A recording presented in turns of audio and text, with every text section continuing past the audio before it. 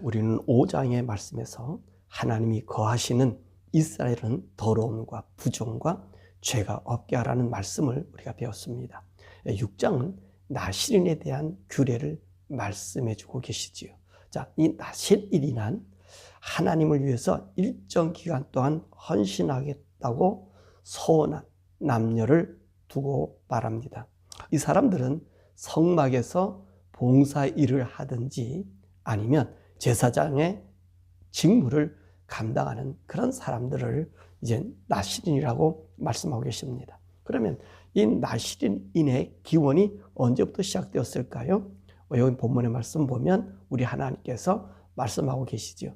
사실 오늘 이 말씀은 출애굽한 지 2년 2월 초에 시내 광야에서 하나님께서 정한 그런 말씀이 아닌가 이렇게 생각합니다. 왜냐하면 우리 민수기 1장서부터 이 9장에 있는 말씀까지는 이제 시내산에서 이 광야로 나오기 전에 우리 하나님께 하신 말씀이, 왜냐하면 성막을 다 세우고 나서 그리고 이 성막과 함께 이제는 광야로 나와요. 광야로 나와서 그 말씀과 법도와 그 안에서 하나님과 더불어 사는 그 일을 배우게 되잖아요.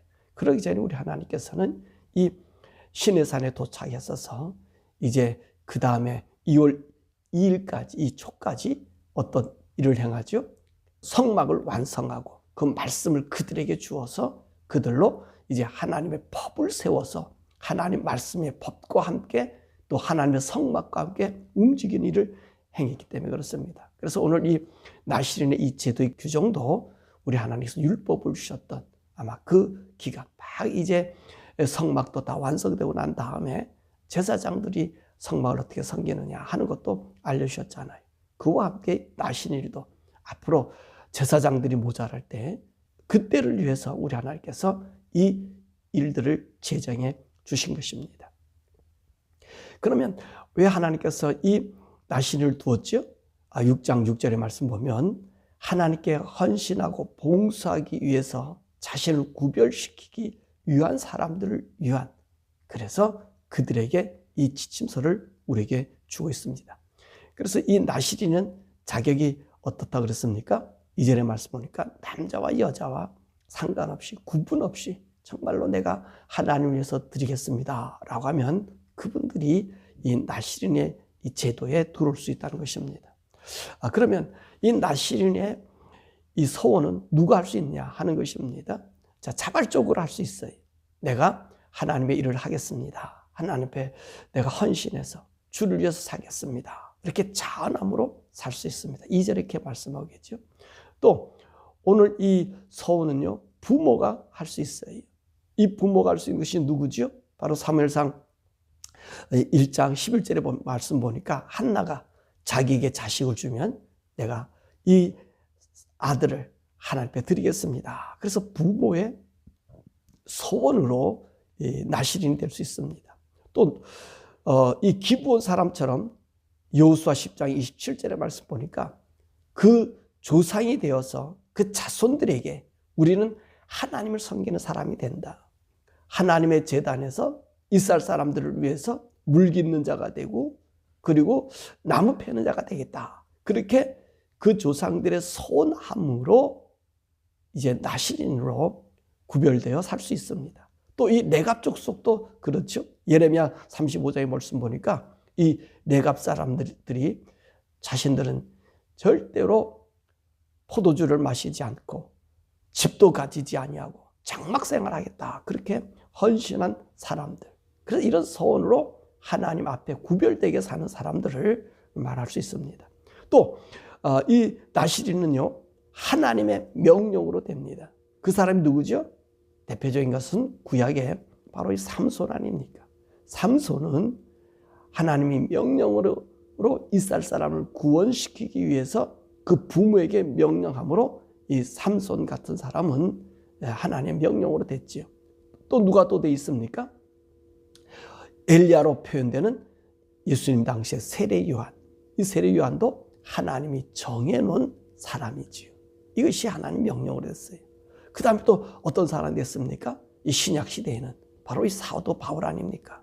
이 사도 바울은 하나님께서 정하셔서 하나님 복음, 우리 주 그리스도의 복음을 위하여 정한 사람이라고 사도행전 9장 15절에 말씀하고 있습니다. 이런 사람들은 하나님 명령으로 됐고요.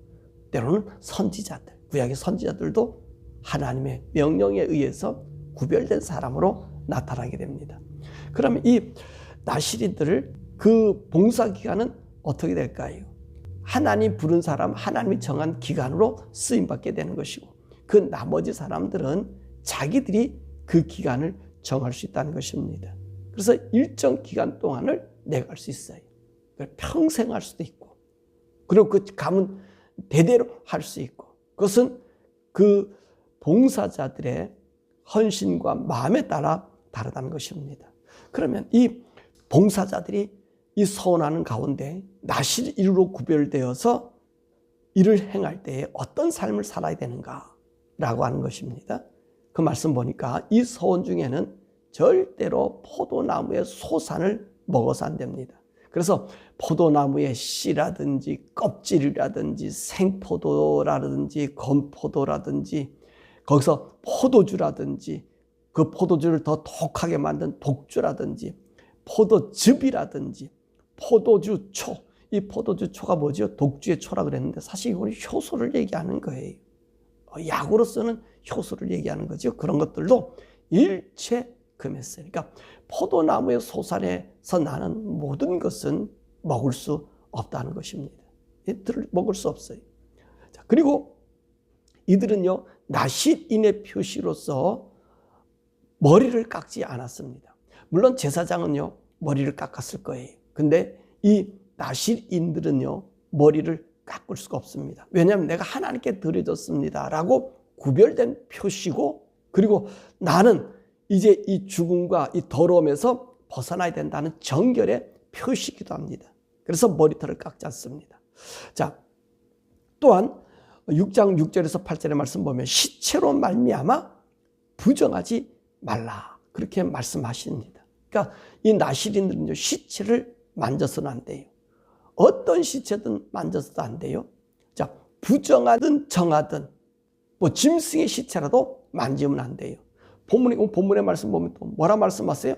부모나 형제나 자매라도 그 시체로 인해서 더럽혀질 수가 없다는 거예요. 그러니까 하나님 앞에 서원하고 하나님께 드리기로 한 사람은 모든 것에서 이 부모의 시체도 만질 수 없어요. 부모의 장례식에도 갈 수 없어요. 그것이 이 나실인의 하나님 앞에 드려진 그의 사명의 삶이라는 것입니다. 자, 그런데 이 나실인들이 이 행하다가 실수로 법령을 어길 수도 있잖아요. 그렇게 되면 어떻게 되냐면 지나간 시간은 다 무효가 되고 다시 시작을 해야 됩니다. 그래서 내가 부주 중에 이 법을 어겼습니다. 그 결례의 의식을 따라야 됩니다. 첫 번째로 일주일 동안 몸을 정결한 시간을 가져요. 그리고 7일째 되는 날에 그 머리털을 밀어요. 왜 머리털을 밀죠? 이제까지 하나님 앞에 드리겠다고 결심해서 머리를 안 잘랐잖아요. 그것이 전부 누구 겁니까? 하나님께 드려진 것이잖아요. 그렇기 때문에 그 머리털을 밀고요. 근데 그 머리털을 미는 이유가 뭡니까? 부정하게 됐으니까. 하나님 앞에서는 부정한 것이 있을 수 없잖아요. 부정하게 됐기 때문에 몸을 정결케 하고 자기를 씻고 7째 날에 머리털을 다 밀고 8일째 정결제를 드립니다. 이 정결제 보니까 산비둘기나 집비둘기 새끼 2마리, 그러니까 산비둘기 2마리든 집비둘기 새끼 2마리를 가지고 1마리는 속죄 제물로, 1마리는 번제 제물로 제사장이 갖다 주면 제사장이 그를 위해서 드려주게 됩니다. 자, 이렇게 드려주면 어떤 일이 생겨지느냐?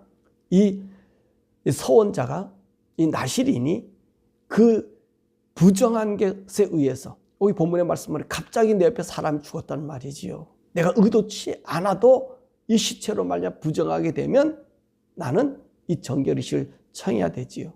그래서 내 앞에 있었던 모든 것들은 다 이 죄가 속죄되고요, 더러움이 제거되고요, 그리고 나를 온전히 태워드리는 거예요. 그래서 나의 자체를 갖다 이 번제는 다 태워드리잖아요.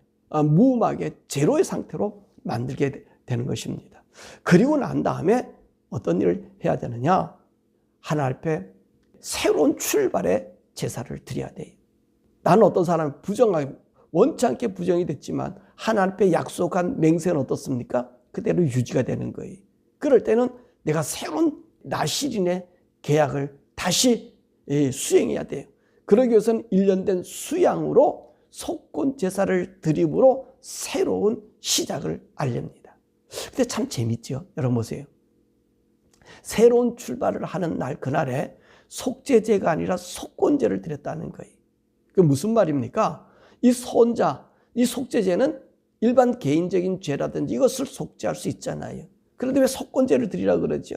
이 속건제라고 하는 죄는 어떤 죄입니까? 물론 나의 과실이라든지 허물이든지 그래서 나타나는 죄의 열매라 그랬죠. 그런데 이 속건제는 하나님의 성물에 대해서도 잘못하면, 불의하게 다르면, 망가뜨리면 나는 어떻게 됩니까? 속건제를 드려야 되잖아요. 아, 왜 하나님 우리 속건제를 드려야 해요?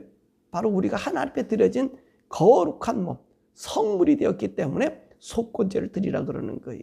그래서 새로운 출발날에는요, 1년 된 수양을 가지고 속건제를 드리는 거예요. 하나님 앞에 거룩한 제물로, 비록 전에는 더럽힘을 당했었지만 이젠 내 몸이 하나님 앞에 거룩하게 되었습니다 라고 하는 속건제를 드리게 됩니다. 그러므로 자기에 주어진 모든 소원의 날을 감당하는 거예요. 그러니까 이 나실인 어떤 사람이 거룩한 사람이, 깨끗한 사람이, 흠이 없는 사람이 되고, 그리고 하나님 앞에서 소원을 내가 드렸으면 그 드리는 날까지 우리의 소원의 약속을 이행시켜야 되는 것입니다. 자, 그러면 내가 이 모든 소원의 날이 다 끝났습니다. 내가 정한 날이 다 끝났다는 말이에요. 그러면 부모가 평생을 드리겠습니다 하는 사람 어때요? 평생 가는 거예요. 그 죽음으로 거룩함으로 유지하고 죽어서 가는 거고요. 조상들에게 하나님께 소원했다면 이 조상들의 자자손손이 그 대가 끝일 때까지 그 소원을 지키는 거예요. 그렇죠? 또 하나님 불렀어요. 그럼 하나님 부르면 어떠세요? 어떤 사람은 평생 할 사람이 있고 어떤 사람은 요것만 해라 하는 그런 명령이 있지요. 그리고 내가 소원해서 할 수 있어. 내가 어느 기간 동안에 하나님 하겠습니다. 이게 소원할 사람이 있지요. 자, 이렇게 내가 소원날이 끝났을 때는 나는 어떻게 해야 되느냐? 번제물로 1년 된 흠없는 숫양 한 마리, 속죄물로는 1년 된 흠없는 어린 암양 한 마리, 그리고 화목제물을 드려요. 흠없는 수양 한 마리, 그리고 무교병 한 광주리, 고운 과일에 기름 섞은 과자, 기름 바른 무교전병, 그리고 전제물, 이 포도주를 가지고 오는 거예요. 그러면 이 제사장은요, 속죄제와 번제와 하목제와 소제와 전제, 그리고 요제와 거제 다 함께 드려져요. 자, 이게 무슨 말이냐면 제사장으로 가져오잖아요. 그러면 제사장은 속죄, 번제, 화목제, 그리고 가지고 온 소제, 전제를 드려줍니다. 그리고 난 다음에 어떻게 하느냐? 회막문에서 이 사람이 나실인으로서 그 머리가 계속 길어져 있잖아요. 그러면 그 긴 머리를 다 깎습니다. 다 깎아요. 왜 그러죠? 그 머리털까지 누구 겁니까? 하나님의 거예요. 그래서 이 머리털을 다 깎고 이제 사명이 끝났음 알림과 동시에 그 머리카락을 하목제물과 함께 불살라버리는 거예요. 그러고 난 다음에 이제 보세요. 속죄제, 번제, 하목제, 그리고 소제 이렇게 드려졌잖아요. 그러면 이제 화목제물이 어떻습니까? 사실 화목제물은 좀 맨 마지막에 태워지잖아요. 그럼 화목제물에다가 그래서 이 머리카락을 넣는 겁니다. 그리고 나면 화목제물은 어떻습니까? 다 태우는 게 아니잖아요. 안에 있는 기름이나 내장에 붙은 이 콩팥이나 이런 것만 드리잖아요. 그리고 나머지는 어떻습니까? 이제 제사장이나 거기 있는 주위 사람이 함께 먹습니다. 자, 그럴 때 보세요. 이 나실인에게 어떤 일을 행하냐면 바로 이 수양의 삶은 어깨와 무교병과 무교전병 하나를 그 사람의 손에 이렇게 들게 합니다. 그리고 제사장은요, 그 사람이 바쳤던 걸 가지고 요제를 드리고요. 요제를 흔들어 드려요. 어깨와 수양의 어깨라 그랬어요. 이게 가슴을 얘기하거든요. 이 가슴살을 갖다 드리고 무교전병 한 개와 그 다음에 무교병 하나를 갖다가 하나님께 요제를 드려요. 그러고 난 다음에 수양의 오른쪽 뒷다리는 누가 차지하기를 하셨죠? 제사장의 몫이라 그랬잖아요. 화목제물에서. 그러니까 이 수양의 오른쪽 뒷다리를 오늘 제사장이 거제로 하나님께 올렸다 드립니다. 그러므로 이 사람이 평민으로 돌아갑니다. 왜 이런 일을 행하죠? 이제는 모든 사람, 하나님과 모두가 화목될 수 있어요. 지난번에 구별되어서 하나님께 드려졌지만 이제는 누구예요? 모든 사람과 함께 어울림의 사람이 되기 때문에 평민으로 돌아가는 의식으로 이 화목제물을 돌려드리는 거지요. 그리고 난 다음에 어떤 일이 이 사람에게 또 주어지느냐면, 이제까지 사명을 감당할 때 포도주를 먹을 수가 없었습니다. 그런데 이제부터는 포도주를 먹을 수 있게 된다는 것이죠. 그러니까 뭡니까? 또 사명이 끝났고 평민으로 이제 돌아가는 그것을 말씀하고 있는 것입니다. 그래서 우리 하나님께서 이 나시린의 제도를 구별해 주셨어요. 이 나시린은요, 하나님께 구별된 자들이, 하나님 불렀던, 내가 소원했던 모두가 하나님 앞에 부름받은 자들이, 이 부름받은 자는 항상 어떻게 돼야 되죠? 거룩해야 되는 거예요. 선지자도 거룩해야 되고 제사장도 거룩해야 되고, 하나님께서 부름받고 또 내가 자원해서 하나님 앞에 드리면 모든 삶이 거룩해져야 된다는 것입니다. 그것을 우리 하나님께서 말씀해 줘요.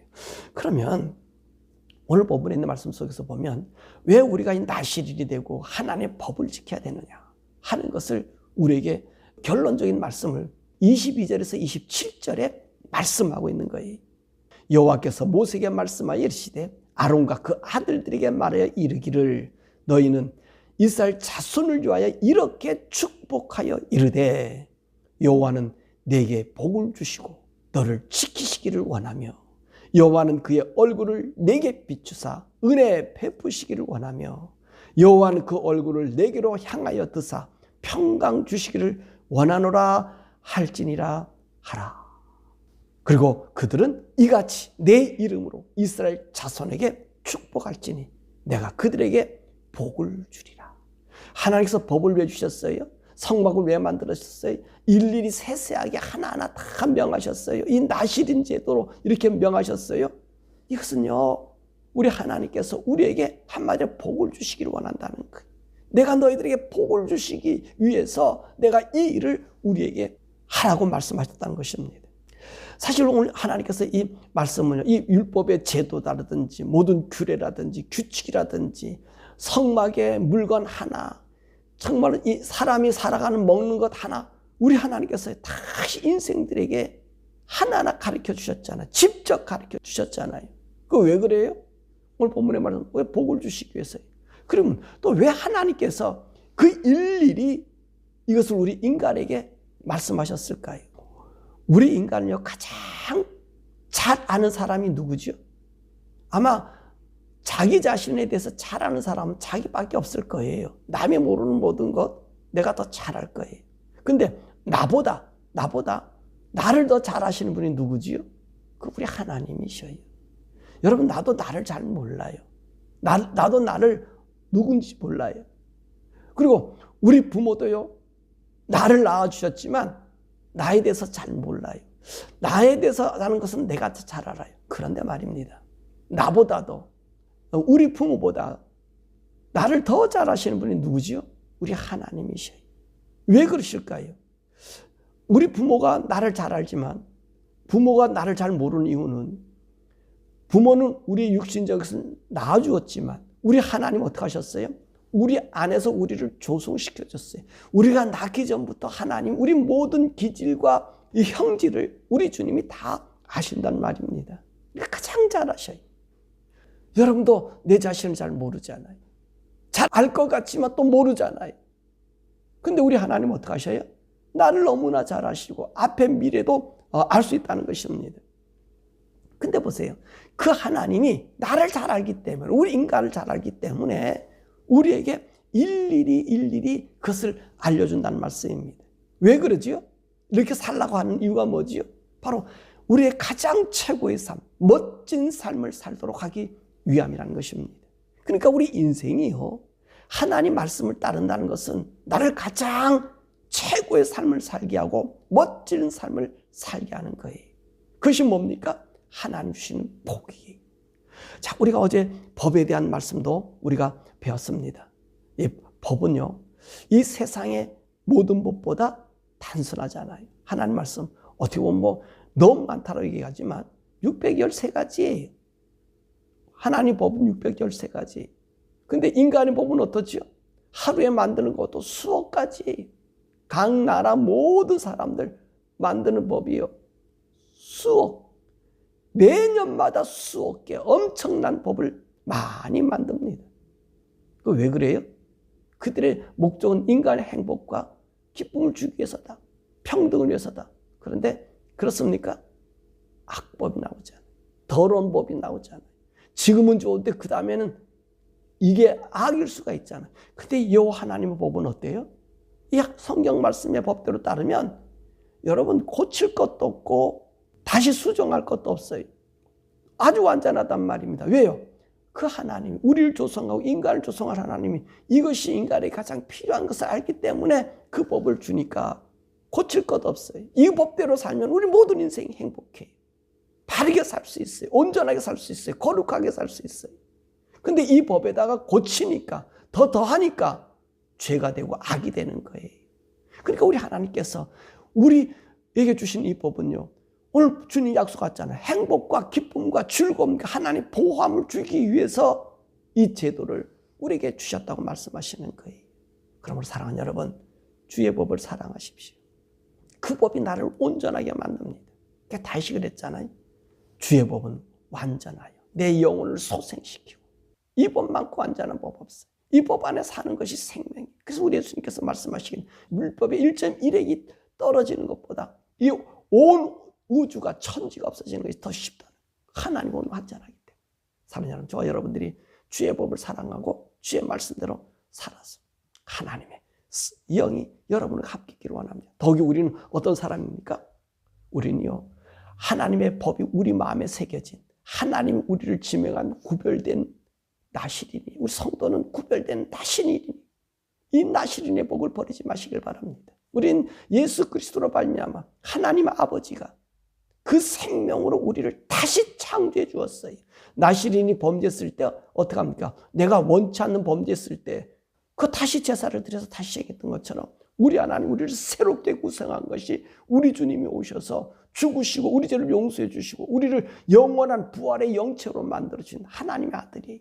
그러므로 저와 여러분들이 우리 영의 거룩함을 보존하고 우리 온몸과 혼이 정말로 깨끗함으로 온전히 보존되어서 우리 주님 만난 그 천국의 영광을 상속받는 저와 여러분 되기를 복의 사람 되기를 주님의 이름으로 간절히 축원합니다. 오늘 이 시간에 함께 기도하지요. 우리 하나님께서 법을 주신 것은 우리를 이렇게 행복하게 복 주시기 위해서 주셨다 그랬어요. 오늘도 이 말씀 보면서 저와 여러분 나시린입니다. 예수의 피로 구속해 주신 나도 모르게 부정했던 우리들 그를 갖다 다시 그가 속죄함으로 새롭게 하나님께 정말 드려지듯이 우리 주님은 부정한 우리들을 하나님 영광의 아들 되게 하기 위해서 그분이 십자가에 죽으시고 우리 모두를 새롭게 해주신 하나님의 아들이요 하나님의 나라의 왕자로 가는 사람들이 이 세상에서 구별된 우리들 삶을 되게 해달라고 우리가 기도하고 하나님 말씀의 법을 사랑하는 우리들 되게 해달라고 기도하고요. 안타까운 것은 우리 한국을 위해서 기도해 주시길 바랍니다. 여러분 한국이 이 무법 아니에요? 제가 여러분들에게 이런 말을 종종 하잖아요. 이 좌파의 세력은 이 공산주의 세력은 이 사단의 세력이에요. 지금 한국의 안타까운 일들 지금 보니까 공문서를 위조해서 뭐 대통령을 체포했다 뭐 그런 얘기를 나오던데 언뜻 보니까 기사에 여러분 한국의 민주당이나 미국의 민주당 이 민주당의 세력은 이 사단의 세력이에요. 제가 이 말한 목사가 왜 그런 말 합니까? 제가 이 얘기를 할 수 있는 것은 그들이 하는 짓을 보세요. 사단의 앞잡이가 아닙니까? 왜 이렇게 편갈아요? 제가 편가른 게 아니라 그들의 죄를 알게 해서 돌이키게 하려고 그러는 거예요. 근데 민주당의 세력이나 이런 세력에 들어가면 여러분 나오지 못하고 헤어나지 못해요. 깨달으면 빨리 나오셔야 돼요. 윤석열 대통령 안타깝지만 윤석열 대통령 자기가 지은 죄를 지금 받고 있는 거예요. 박근혜 대통령 죄 없음을 자기가 알았잖아요. 그럼 그때 선언을 했어야지. 그게 아니라고 선언했어야지. 그들과 함께 뭉쳐 들어가다 보니 그 죄가 그에게 있는 거예요. 우리 대한민국이요. 왜 이 윤석열이 거짓법으로 잡혀가게 한 줄 아세요? 이가 거짓법의 시행자가 됐기 때문에 한국 사람들에게 지금 하나님 견본으로 보여주는 거예요. 이때까지 권변을 보여줬는데 깨닫지 못하니까 이 방법을 쓰신 거예요. 지금 한국 사람들이 돌이켜야 돼요. 이 좌파에 있는 이 목사들, 민주당을 옹호하는 이 목사들, 여러분들은 사단의 사슬에 껴있다는 사실을 기억하지 못합니까? 민주당을 옹호하고 있는 자들은 똑같은 사단의 사수인이에요. 제가 LGBTQ에 속한 목사들은 구원이 없다 얘기하지요. 그분들에게 왜 이런 말을 하냐면 저는 그들과 함께 밥 먹기를 원치 않고요. 모임에 있지 않아요. 우리 교단에도 그런 사람을 용어하기 때문에 제가 그 모임에 안 나가요. 왜 안 나가냐면 내 몸이 오늘도 이거 보니까 나시리로 구별돼야 되겠고요. 그들에게 경종을 알리는 거예요. 알려도 그들이 깨닫지 못하면 그들은요 구원받을 수 없어요. 함께 머물러 가게 되는 거예요. 이 불의의 세력과 함께 어울리면요 빠져나오지 못해요. 그렇기 때문에 섞이지 않으면서 경고를 주기 위해서 저는 그런 모임에 가지를 않아요. 잘 갖다 딱 끊어버렸잖아요. 내가 있을 동안, 내가 거기에 책임 맡을 동안은 최대한 부르짖어요. 근데 내가 책임이 끝나고 나서 외쳤는데도 돌이키지 않으면 내가 가서 그들과 함께 먹으면 나는 뭐가 됩니까? 그리고 우리 성도들은 뭐가 되고 그들에게 뭐예요? 야합하는 거나 보여주기 때문에 내가 혼자 외톨이가 된다 해도 섞이지 않는 거예요. 내가 의로워서가 아니라 내게 준 사명을 보여주기 위해서 하나님의 변화되자 하는 것이지요. 한국의 모습은요. 죄가 죄를 회개하지 않기 때문에 나타난 반복적인 증상이 교회도 깨닫고 LGBTQ에서 그리고 민주당에 옹호하는 모든 사람들 돌이키시길 바랍니다. 만약에 돌이키지 않으면 한국은 희망이 없습니다. 이 모습을 보고 한국 사람들이 우리 교인들이 깨닫고 안일에 빠지지 말고 내가 민주당이니 공화당이니 국민의힘이니 그것이 문제가 아니라 죄악이 돌이키지 못하면 악이 우리를 삼킵니다. 지금 삼키고 있는 모습을 보여주고 있어요. 안타까운 한국 사람들은. 여러분들은 하나님 말씀에 서서 더욱이 교회는 민주당의 정책에 그들을 옹호하거나 이해한다고 해서는 안 됩니다. 불의는 불이고 악은 악이에요. 오늘 윤석열 대통령이 여기서 시간으로는 어제 잡혀가는 모습을 봤는데 여러분 하나님은 무서우신 분이에요. 우리의 그 징조를 보여주면서 죄에서 의에 거하라고 말씀하시에요. 한국이 돌이키지 않으면 하나님의 은혜를 주었는데 돌이키지 않으면 회복이 안 되고 이스라엘 나라의 그 운명을 그대로 따라갈 거예요. 교회들이요. 목사들이요. 여러분들이 좌쪽에 있는 사람, 미국에 있는 목사들도 마찬가지. 바이든을 옹호하고 LGBT를 옹호한 여러분들 돌이키십시오. 회개하십시오. 나오십시오. 아니면 당신이 부르는 예수 이름은 하나님 이름을 망령되이 일컫는 이름이 되기 때문에 여러분들에게는 하나님, 오늘 윤석열과 같은 그런 모습으로 되어질 것이니 돌아와서 하나님의 의에 거룩한 구별된 사람 되시기를 주님으로 축원합니다. 그래서 오늘 시간에 하나님 대한민국을 새롭게 하소서. 자축의 생각을 갖고 있고 공산주의를 옹호했던 모든 목사들이 회개하게 하옵소서. 우리 그렇게 우리 주역으로 함께 기도하죠.